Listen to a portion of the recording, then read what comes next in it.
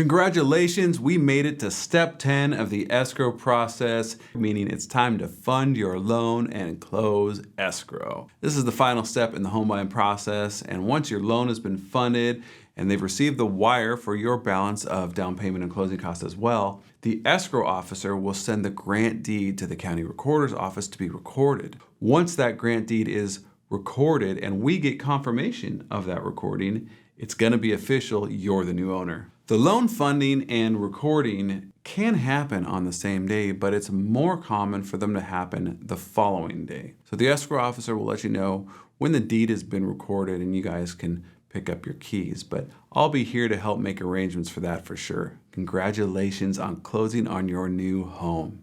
Thank you so much for choosing me and my team to help you through this process. It is such a big deal to me. I do not take any transaction lightly. I'm truly appreciative for your trust in myself. I look forward to working with you again in the near future.